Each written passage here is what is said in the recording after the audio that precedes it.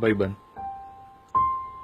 બધાને એકાદો તો એવો હોય જ જે હાજર હોય ત્યારે એની બહુ મજાક બને, પણ એ ના હોય તો એના વગર કોઈને ના ગમે. જેને 10 વાગે મળવું હોય તો 9:30નો ટાઈમ આપવો પડે, કેમ કે 5 જ મિનિટમાં પહોંચ્યો, એવું તો એનું રોજનું હોય. ભાઈબંધ બીજો એક ભિખારી ભાઈબંધ બી હોય, જેની જોડે રૂપિયા તો બહુ હોય પણ કદી કાઢે નહીં. પાકીટ ભૂલી ગયો યારું, હમણાં તું કાઢ ને, હું તને પછી આપું. અને એ પૈસા તમારે ભૂલી જવાના. બેનપણી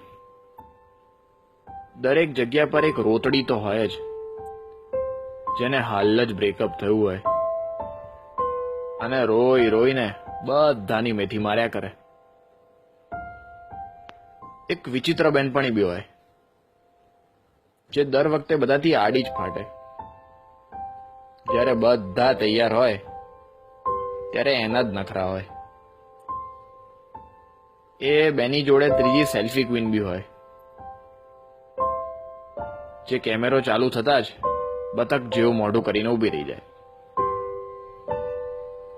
બબાલ્યો દરેકને એકાદો બબાલ્યો ભાઈબંધ બી હોય, જેને મારા મારી કર્યા વગર ખાવાનું જ ના પચે. ભાઈ એક મેટર થઈ યાર, અરે તું ચિંતા ના કર, બસ પહોંચ્યો હું. મિત્ર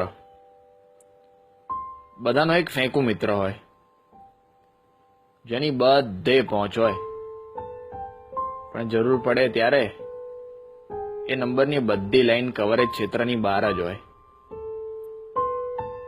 બધે એક એવો ભાઈબંધ બી હોય, જે બહારથી જેટલો સીધો સાદો ને ભોળો લાગે, અંદરથી એટલો જ છાણો હોય. હજી એક વિકૃત બી બધે મળી રહે, જે બોલવાનું ચાલુ કરે એટલે એને કંટ્રોલ કરવો અઘરો પડી જાય. અરે ક્યારેક તો એની વાત સાંભળીને આપણને શરમ આવી જાય. આ બધા તો તોય ઠીક, પણ બધાનો બાપ તો પેલો ગધેડો, જે આખો પ્લાન પોતે જ બનાવે ને છેલ્લી ઘડીએ કે બે મારે પપ્પા જોડે જવું પડશે યાર, સમજ ને. ભલે રોજે રોજ હેરાન કરે, ભલે બે મતલબની બકવાસ કર્યા જ કરે, ભલે કાયમ આડો ફાટે, પણ સાચો ભાઈબંધ તો એ જ, જે જરૂર પડે 2 લાત મારીને કહે ચિંતા ના કર, તારો ભાઈ હજુ બેઠો છે.